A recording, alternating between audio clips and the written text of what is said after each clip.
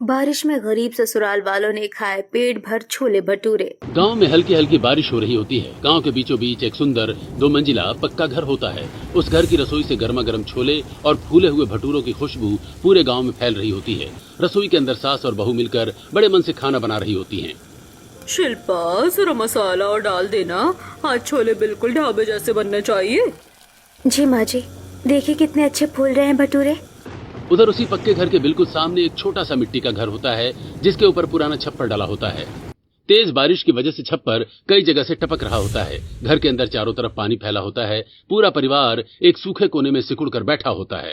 एक तो भूख, ऊपर से ये बारिश रोज हमारा जीना मुश्किल कर रही है। न ढंग से खा पाते हैं, न ही चैन से बैठ पाते हैं। भगवान जाने कब हमारे भी अच्छे दिन आएंगे। हिम्मत मत हारिए माँ, किसी न किसी दिन सब जरूर होगा। बाहर बारिश का पानी गलियों में भर चुका होता है। चिंटू और पिंकी पुराने अखबार से छोटी छोटी नाव बना रहे होते हैं। दोनों खुशी खुशी बाहर निकलते हैं और पानी में अपनी नाव बहाने लगते हैं। देख पिंकी, मेरी नाव कितनी दूर तक जा रही है। मेरी वाली तो उससे भी आगे जाएगी।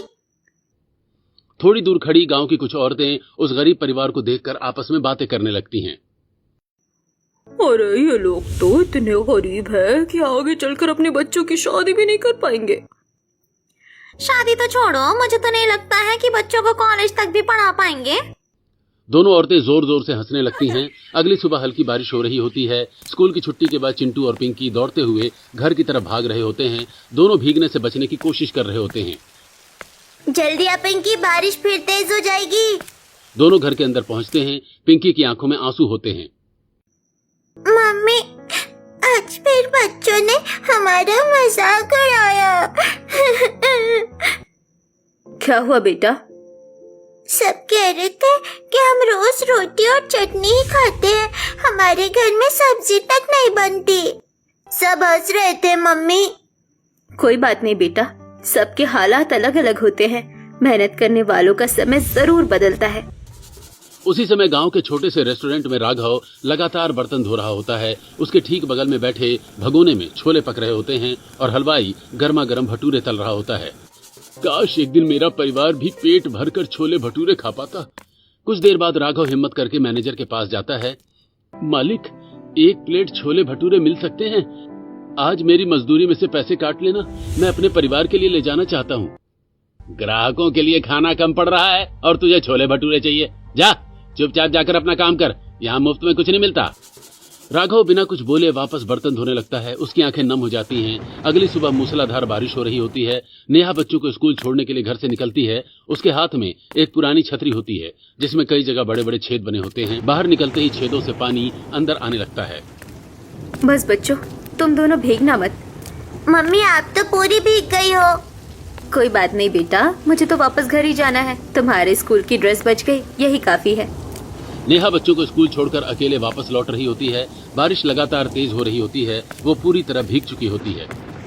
कैसा जीवन है हमारा, ऐसा जीवन कौन जीना चाहेगा। तभी कुछ बच्चे साइकिल से तेजी से स्कूल की तरफ जाते हुए नेहा को देखते हैं। अरे आंटी, छतरी रखने का फायदा क्या जब अंदर तक पानी आ रहा है? लगता है आपकी छतरी भी बारिश से हार गई। बच्चे हंसते हुए वहां से निकल जाते हैं। नेहा की आंखों में आंसू होते हैं। अगली दोपहर स्कूल की छुट्टी होते ही चिंटू और पिंकी खुशी खुशी दौड़ते हुए अपने घर पहुंचते हैं। दोनों के चेहरों पर बड़ी मुस्कान होती है। नेहा उस समय रसोई में चूल्हे पर रोटियां सेक रही होती है। दोनों बच्चे भागकर अपनी माँ के पास पहुंच जाते हैं। मम्मी, परसों स्कूल में हम दोनों की छोले भटूरे पार्टी है। अच्छा, कैसी पार्टी बेटा? मैडम ने कहा है कि हर बच्चा अपने टिफिन में छोले भटूरे लेकर आएगा, फिर सब मिलकर एक दूसरे का टिफिन खाएंगे। बेटा, छोले भटूरे बनाने में तो बहुत पैसे लग जाते हैं। हम तुम्हें इतना महंगा खाना कैसे बना कर दे? मम्मी, इस बार मुझे सिर्फ छोले भटूरे ही चाहिए। हर बार बाकी बच्चे कितना अच्छा खाना लाते हैं और हम वही रोटी। आप हर बार हमारी छुट्टी करवा देती हो, लेकिन इस बार हम छुट्टी नहीं करेंगे। हाँ मम्मी, इस बार हम स्कूल जरूर जाएंगे और आप हमें छोले भटूरे बना कर दोगी। नेहा दोनों बच्चों की चमकती आंखों को देखती रहती है। उसके चेहरे पर बेबसी साफ दिखाई दे रही होती है। उसी समय विदेश के एक आलीशान घर में अंकित अपने कमरे में बैठा होता है। साथ में मम्मी भी होती हैं। उसके हाथ में एक पुरानी फोटो होती है जिसमें वो बचपन में अपने दोस्त के साथ हंस रहा होता है। फोटो देखते ही उसकी आंखों के सामने पुरानी यादें ताजा हो जाती हैं। मेरा भाई, जब मैं गांव जाऊंगा तो शायद तुझे पहचान भी नहीं पाऊंगा। हम दोनों इतने सालों से एक दूसरे से दूर हैं। बेटा, लेकिन वो तुझे जरूर पहचान लेगा। तुम दोनों तो बचपन से सगे भाइयों से भी बढ़कर थे, एक दूसरे के लिए जान देने को तैयार रहते थे। मम्मी, आज भी वो मेरा भाई है।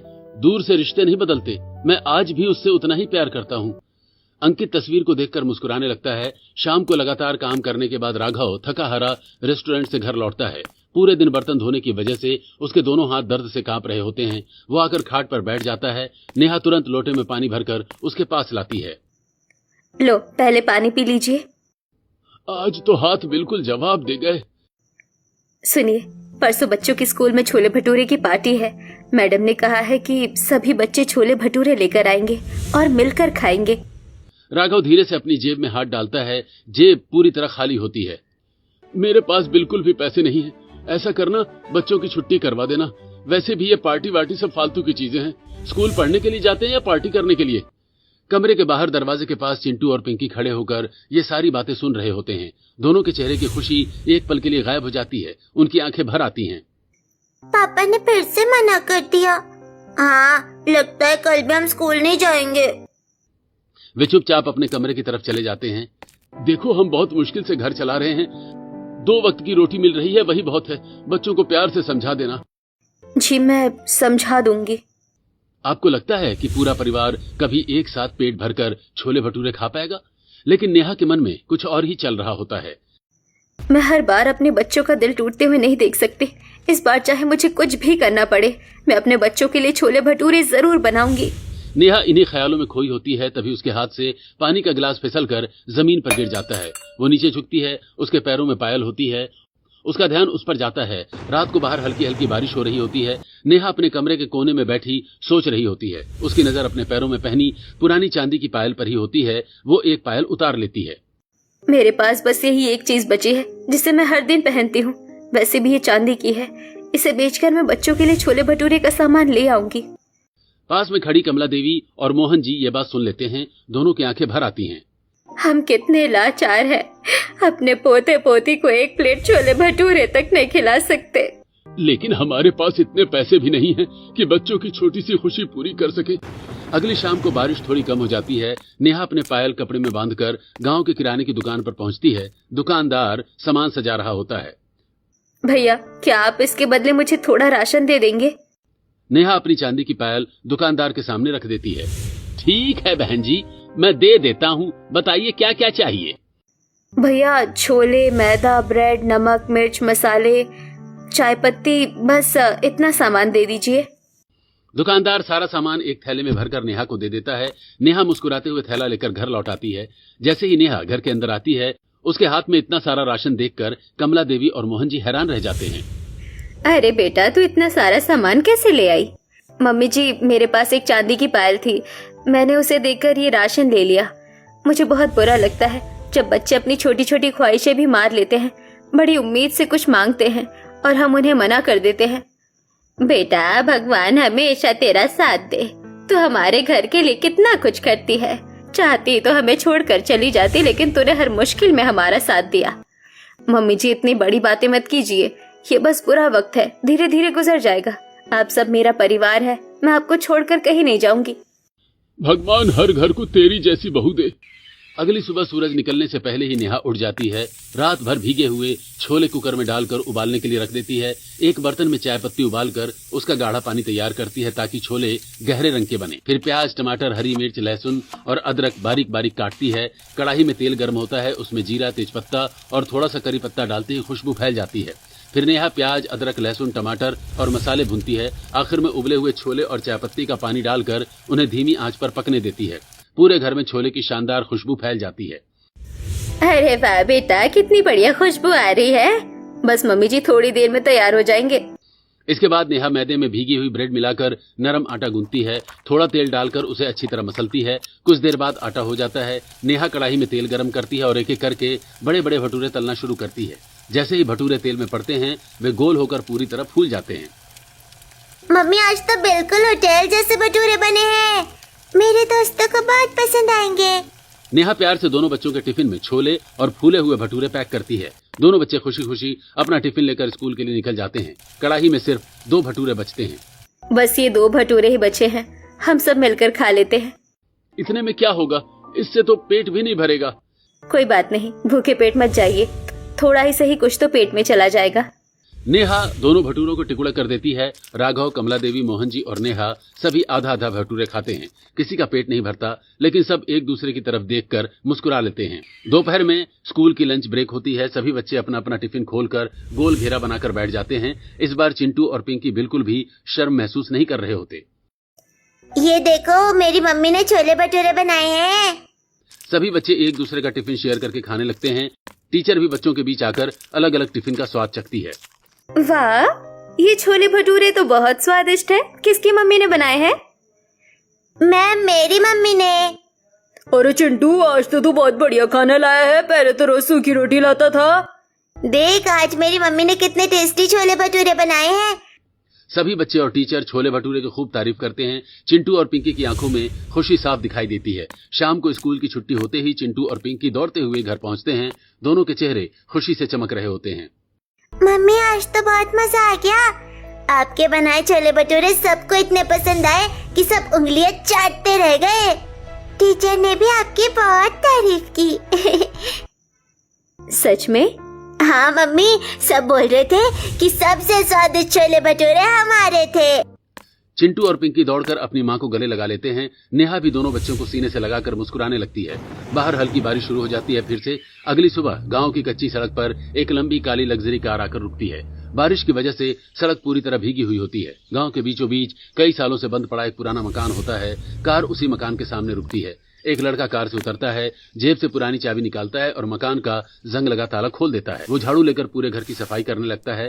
गांव वाले थोड़ी दूरी पर खड़े होकर उसे हैरानी से देखने लगते हैं। अरे, इस पुराने घर में ये अमीर इंसान कौन आ गया?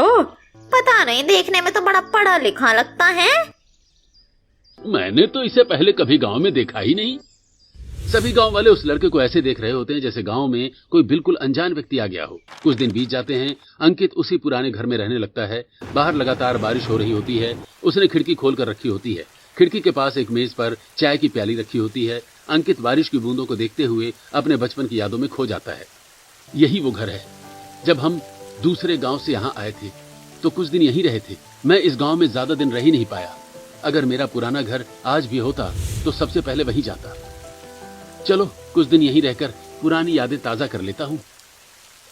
अंकित चाय की एक घूंट पीता है और मुस्कुराते हुए बारिश को निहारता रहता है। कुछ दिनों बाद सुबह से ही मूसलाधार बारिश शुरू हो जाती है। गांव की कच्ची सड़कें पूरी तरह कीचड़ में बदल जाती हैं। जगह जगह बड़े बड़े गड्ढों में पानी भर जाता है। कोई बाइक ठीक से नहीं चल पा रही होती है और कारें भी फंस रही होती हैं। उसी समय अंकित अपनी कार में बैठा एयरपोर्ट जाने के लिए गाँव से निकल रहा होता है। वो बार बार अपने मोबाइल पर फ्लाइट का समय देख रहा होता है। मुझे थोड़ा जल्दी निकलना चाहिए था। अगर फ्लाइट छूट गई तो बहुत नुकसान हो जाएगा। जैसे उसकी कार कमला देवी के घर के सामने पहुंचती है, सड़क पर बने एक बड़े कीचड़ भरे गड्ढे में आगे का पहिया बुरी तरह से धंस जाता है। अंकित बार बार एक्सीलेटर दबाता है लेकिन पहिया और ज्यादा कीचड़ में धंसता जाता है। अरे यार, निकल निकल। अंकित कार से उतरकर तेज बारिश में अकेला ही कार को धक्का लगाने लगता है। उसके कपड़े पूरी तरह भीग जाते हैं लेकिन कार अपनी जगह से 1 इंच भी नहीं हिलती। अरे यार, ये गाड़ी तो निकलने का नाम ही नहीं ले रही। उसी समय घर के बाहर बारिश के पानी में चिंटू और पिंकी कागज की नाव चला रहे होते हैं। दोनों बारिश में भीगते हुए खूब मस्ती कर रहे होते हैं। अरे बच्चों, जल्दी अंदर चलो, इतनी तेज बारिश हो रही है, दिखाई नहीं दे रहा क्या? कब से यहीं खेल रहे हो? बस मम्मी, आखिरी बार, अभी आए। दोनों बच्चे दौड़ते हुए घर के अंदर चले जाते हैं। तभी नेहा की नजर थोड़ी दूर खड़े अंकित, जो बारिश में भीगकर अपनी कार निकालने की कोशिश कर रहा होता है, उस पर पड़ती है। भैया, इतनी तेज बारिश में भीग जाओगे, बीमार पड़ जाओगे। इससे अच्छा हमारे घर के अंदर आ जाइए। वैसे भी अभी आपकी गाड़ी नहीं निकलने वाली। भाभी, गाड़ी तो बिल्कुल फंस गई है। मुझे बहुत जरूरी काम से जाना था। सेहत से ज्यादा जरूरी कुछ नहीं होता। पहले अंदर आ जाइए, बारिश थोड़ी कम हो जाए फिर देखेंगे। नेहा की बात सुनकर अंकित मुस्कुराता है और उसके साथ घर के अंदर चला जाता है। जैसे ही अंकित घर के अंदर पहुंचता है, उसके मोबाइल पर एक मैसेज आता है। अंकित मोबाइल खोलकर पढ़ता है, योर फ्लाइट इज कैंसिल्ड। चलो, फ्लाइट तो कैंसिल हो गई। वरना मैं यहीं फंसा रह जाता और फ्लाइट भी छूट जाती। चिंटू और पिंकी धीरे धीरे अंकित के पास आकर बैठ जाते हैं और उससे बातें करने लगते हैं। उसमें बैठने में मजा आता होगा ना? हाँ, लेकिन आज तो उसने मुझे बीच रास्ते में ही धोखा दे दिया। सभी हल्का सा हंसने लगते हैं। नेहा रसोई से एक गिलास पानी लाकर अंकित के सामने रख देती है। लीजिए भैया, पहले पानी पी लीजिए। थोड़ी देर बाद दोपहर का समय हो जाता है। नेहा रसोई में जाकर खाली डिब्बे और बर्तन देखती है। घर में आटा तो होता है, लेकिन सब्जी बिल्कुल नहीं होती। हे भगवान, आज घर में मेहमान आया है और खाने के लिए सब्जी तक नहीं है। नेहा जल्दी से रोटियां सेक लेती है, फिर एक खाली कटोरी लेकर पड़ोस में रहने वाली शकुंतला आंटी के घर पहुंचती है। आंटी, कटोरी सब्जी मिल जाएगी क्या? हमारे घर एक मेहमान आए हैं। अरे बेटा, आज तो मैंने छोले भटूरे बनाए हैं, ये ले जा। अगर कहे तो 2-4 भटूरे भी दे दूं। नहीं आंटी, बस छोले ही काफी है। रोटी तो मैंने घर पर बना ली है। नेहा कटोरी में छोले लेकर घर लौट आती है। वो एक साफ प्लेट में गरम रोटियां और छोले परोसकर अंकित के सामने रख देती है। अंकित चुपचाप थाली में रखी रोटी और छोले खा रहा होता है। वो बार बार नेहा, राघव, कमला देवी, मोहन जी और दोनों बच्चों की तरफ देख रहा होता है। घर की दीवारें टूटी हुई होती हैं, छत से कहीं कहीं पानी टपक रहा होता है। सभी के कपड़े पुराने और कई जगह से फटे हुए होते हैं। अंकित की नजर चिंटू और पिंकी पर पड़ती है। दोनों बच्चे मुस्कुराते हुए उसे देख रहे होते हैं। पता नहीं इन लोगों से पहली बार मिला हूं, लेकिन ऐसा लग रहा है जैसे इन्हें बरसों से जानता हूं। ऐसा अपनापन तो मुझे अपने घर में भी कम ही महसूस हुआ है। अंकित मुस्कुराकर अपना खाना खत्म कर लेता है। शाम तक बारिश हल्की हो जाती है। आसमान में बादल छाए रहते हैं। अंकित अपना बैग उठाकर जाने के लिए खड़ा हो जाता है। भाभी, आपने मेरी इतनी खातिरदारी की, उसके लिए बहुत बहुत धन्यवाद। अब मुझे चलना चाहिए। हाँ भैया, अब बारिश भी कम हो गई है, आराम से जाइए। यहाँ आसपास कोई है क्या जो मेरी गाड़ी निकालने में मदद कर दे? हाँ भैया, आप रुको, मैं अभी लोगों को बुलाती हूँ। नेहा और अंकित दोनों घर से बाहर निकलते हैं। नेहा आवाज लगाती है, रामू भैया, केशव भैया, जरा इधर आइए। कुछ ही देर में गांव के 2-3 लड़के वहां आ जाते हैं। क्या हुआ नेहा भाभी? भैया, इनकी गाड़ी कीचड़ में फंस गई है, अकेले नहीं निकाल पा रहे हैं, जरा मदद कर दीजिए। अरे, इसमें पूछने वाली क्या बात है? सभी लोग मिलकर पूरी ताकत से कार को धक्का लगाते हैं। कुछ ही कोशिशों के बाद कार कीचड़ से बाहर निकल आती है। बहुत बहुत धन्यवाद आप सबका। गांव में एक दूसरे की मदद करना ही सबसे बड़ा धर्म है। अंकित सभी को हाथ जोड़कर धन्यवाद देता है। चिंटू और पिंकी दौड़कर सड़क किनारे खड़े हो जाते हैं। बाय भैया, फिर कभी जरूर आना। जरूर, बहुत जल्द मिलेंगे। अंकित कार लेकर वहां से चला जाता है, लेकिन जाते जाते वो बार बार शीशे से उस छोटे से घर की तरफ देखता रहता है। अगली सुबह राघव काम पर जाने के लिए तैयार हो रहा होता है। दोनों बच्चे जल्दी जल्दी उसके पास आ जाते हैं। पापा, अगर आज रेस्टोरेंट में छोले भटूरे बन रहे हो तो प्लीज थोड़ा सा पैक करवा कर ले आना। हाँ पापा, बहुत मन कर रहा है खाने का। ठीक है बेटा, मैं देखूंगा। राघव बच्चों के सिर पर हाथ फेरता है और काम पर निकल जाता है। रेस्टोरेंट के अंदर आज खूब भीड़ होती है। बड़े बड़े भगोनों में छोले बन रहे होते हैं और हलवाई लगातार गर्मा गर्म भटूरे तल रहा होता है। पूरे रेस्टोरेंट में छोले भटूरे की खुशबू फैली होती है। बच्चों की बात याद करके राघव हिम्मत जुटाता है और मैनेजर के पास चला जाता है। मालिक, थोड़ा सा छोले भटूरे दे दीजिए, चाहे 1 प्लेट ही दे दीजिए, मेरे बच्चों का बहुत मन है खाने का। तभी मैनेजर एक गंदी प्लेट उठाकर राघव के सामने दिखाता है। देख इस प्लेट पर कितनी गंदगी लगी हुई है, तुझसे ये ठीक से साफ नहीं होती, और जुबान तेरी 24 घंटे चलती रहती है। पूरा दिन बस छोले भटूरे की रट लगाया रहता है। जा अपना काम कर। राघव चुपचाप सिर उठाकर वापस बर्तन धोने लगता है। मालिक, एक आध बर्तन में गलती हो जाती है, इसमें इतना सुनाने वाली कोई बात नहीं थी। मैं छोले भटूरे फ्री में नहीं मांग रहा, मेरी तनख्वाह में से काट लेना। एक बार कह दिया ना नहीं दूंगा तो नहीं दूंगा, अब ज्यादा बहस मत कर। मैनेजर फिर अपने काम में लग जाता है। राघव उदास मन से पूरे दिन बर्तन धोता रहता है। शाम को राघव खाली हाथ घर लौटता है। जैसे ही वो घर आता है, चिंटू और पिंकी दौड़कर उसके पास पहुंच जाते हैं। क्या वो पापा छोले भटूरे नहीं लाए?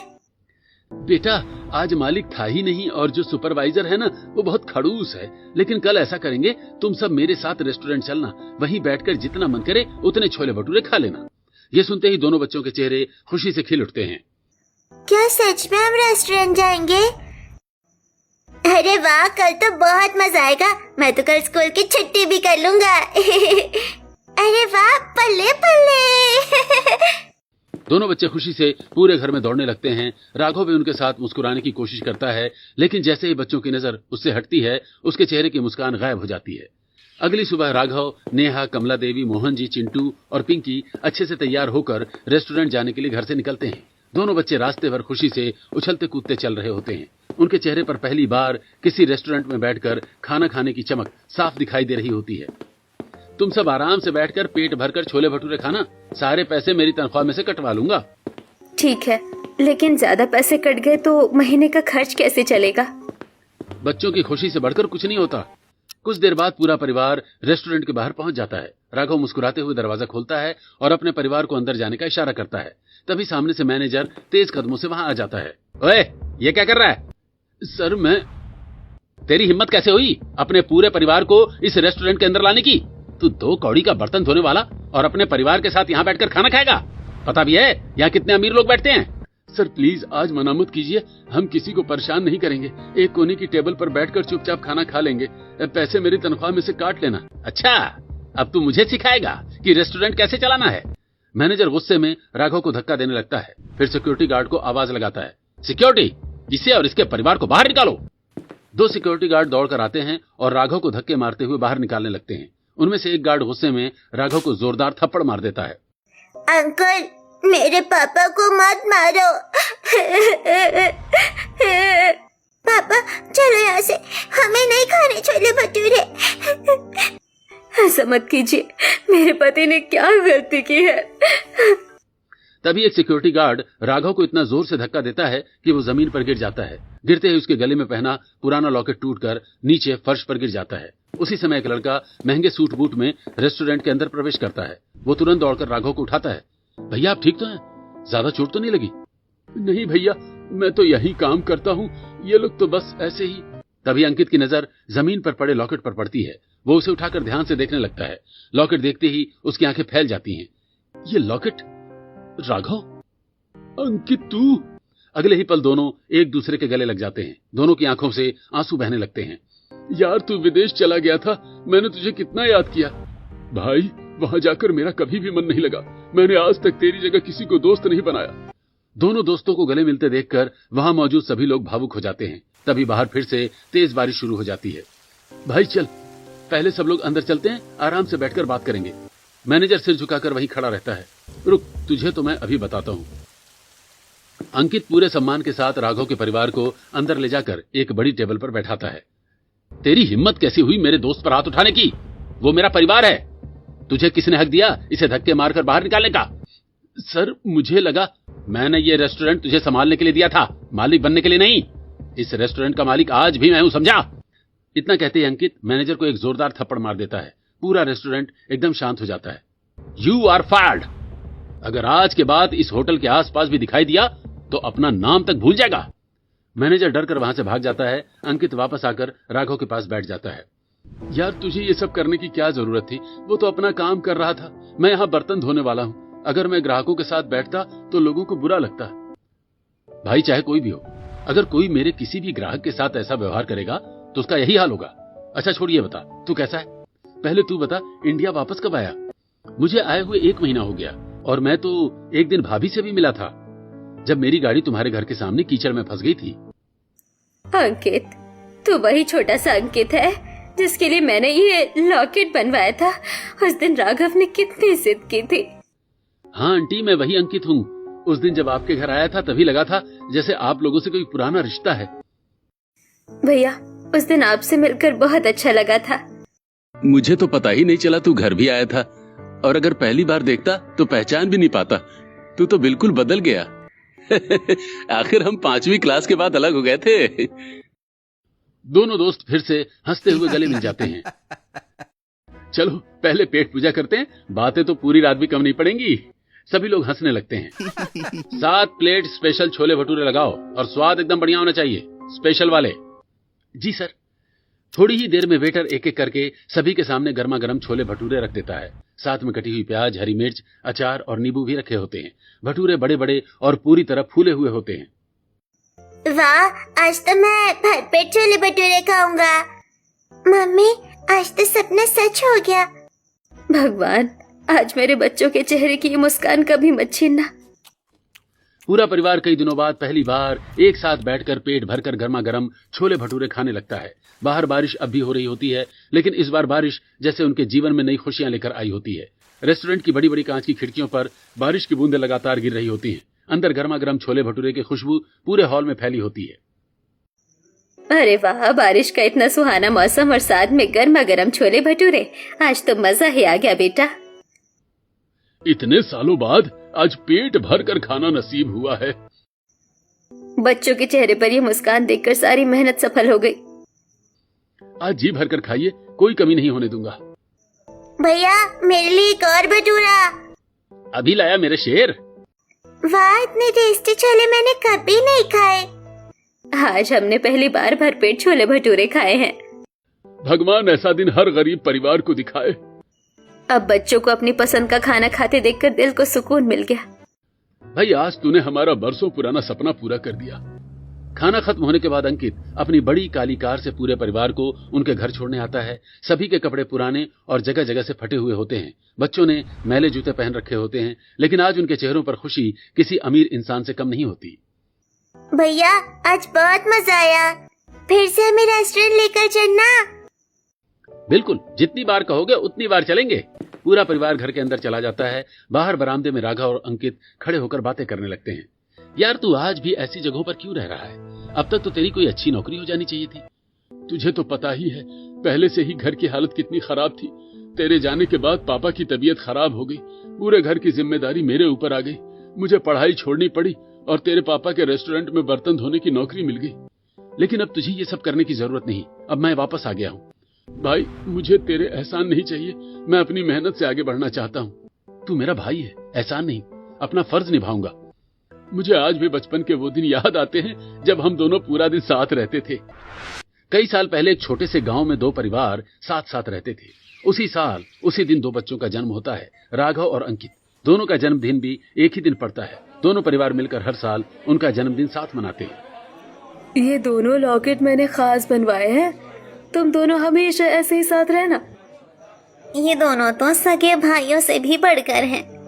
समय बीतता है। दोनों बच्चे सरकारी स्कूल में एक साथ पढ़ते हैं, साथ स्कूल जाते हैं, साथ खेलते हैं, साथ खाना खाते हैं। गांव का हर इंसान उनकी दोस्ती की मिसाल देता है। आज फिर क्रिकेट में मेरी टीम जीतेगी। पहले मुझे आउट करके दिखा। दोनों दिन रात एक दूसरे के साथ ही रहते हैं। कमला देवी और अंकित की माँ भी बहुत अच्छी सहेलियां होती हैं। उसी दौरान अंकित के पिता का शहर में बिजनेस बहुत तेजी से बढ़ जाता है। उन्हें विदेश में एक बड़ी डील मिलती है। पूरा परिवार विदेश जाने की तैयारी करने लगता है। हमें हमेशा के लिए विदेश जाना होगा। अंकित कार में बैठ जाता है। राघव उसका हाथ पकड़े रो रहा होता है। मुझे तेरी बहुत याद आएगी, मत जा। पापा मुझे नहीं जाना, मैं यही रहना चाहता हूँ। ये तेरी जिंदगी का सवाल है। राघव गरीब परिवार का लड़का है, लेकिन तुझे मेरे साथ ही चलना होगा। कार धीरे धीरे आगे बढ़ जाती है। राघव बहुत दूर तक कार के पीछे भागता रहता है। आखिरकार कार उसकी आंखों से ओझल हो जाती है। विदेश जाकर अंकित अपनी पढ़ाई पूरी करता है। ग्रेजुएशन और पोस्ट ग्रेजुएशन करने के बाद वो अपने पिता का बिजनेस संभालने लगता है। भारत में उनके रेस्टोरेंट्स भी बहुत अच्छे चलने लगते हैं। कुछ साल बाद अंकित वापस भारत लौट आता है और रेस्टोरेंट की जिम्मेदारी संभाल लेता है। दोस्त मुस्कुराते हुए पुराने दिनों को याद कर रहे होते हैं। जब हमने बचपन साथ बिताया है तो अब जवानी भी साथ बिताएंगे। अब तेरी ऐसी हालत कभी नहीं रहेगी। तूने अभी तक शादी भी नहीं की। शादी करनी ही किसे है? मुझे तो दुनिया घूमने में ज्यादा मजा आता है। शादी तो मुझे बर्बादी लगती है और बर्बाद मुझे होना नहीं है। दोनों दोस्त और जोर जोर से हंसने लगते हैं। अगली सुबह अंकित अपनी कार लेकर राघव के घर पहुंचता है। राघव काम पर जाने के लिए तैयार खड़ा होता है। चल भाई, मैं तुझे होटल छोड़ देता हूँ। दोनों कार में बैठकर रेस्टोरेंट पहुंच जाते हैं। रेस्टोरेंट के सभी कर्मचारी रिसेप्शन के पास खड़े होते हैं। राघव जरा इधर आना। सभी कर्मचारी अंकित की तरफ देखने लगते हैं। आज मैं एक जरूरी घोषणा करने जा रहा हूँ। आज से इस होटल का नया मैनेजर राघव होगा। पूरे रेस्टोरेंट में तालियां बजने लगती हैं। आज से होटल का हर काम राघव की देखरेख में होगा। अगर किसी ने भी इनकी बेइज्जती करने की कोशिश की तो उसे तुरंत नौकरी से निकाल दिया जाएगा। अरे यार, मुझे मैनेजर बनाने की क्या जरूरत थी? भाई, ये मेरी तरफ से तेरे लिए छोटा सा गिफ्ट है। कुछ दिनों बाद अंकित राघव के लिए शहर में अपने घर के बगल वाला एक अच्छा किराए का घर दिलवा देता है। अब राघव सम्मान के साथ होटल का मैनेजर बनकर काम करता है। शाम को वो खुशी खुशी अपने परिवार के पास लौटता है। उसी शाम सभी लोग फिर से एक साथ बैठकर गर्मा गर्म छोले भटूरे खा रहे होते हैं। अंकित भी उनके साथ बैठकर हंस रहा होता है। अब हमें खाली पेट नहीं भरपेट छोले भटूरे खाने को मिलते हैं। लगता है हमारे बुरे दिन सचमुच चले गए। भैया एक और भटूरा। जितने चाहो उतने खाओ। अब कोई हमें रोटी चटनी वाला नहीं कहेगा। भगवान का लाख लाख शुक्र है। भाई तूने दोस्ती का फर्ज निभा दिया। सभी लोग हंसते हुए एक दूसरे को छोले भटूरे परोसते हैं। बाहर हल्की बारिश हो रही होती है, लेकिन इस बार हर बूंद खुशियों की गवाही दे रही होती है। क्या आपके साथ भी कभी ऐसा हुआ है कि आपका किसी चीज को बहुत दिल से खाने का मन हो, लेकिन पैसों की कमी की वजह से आपको अपना मन मारना पड़ा हो? अपने अनुभव कमेंट में जरूर शेयर कीजिए।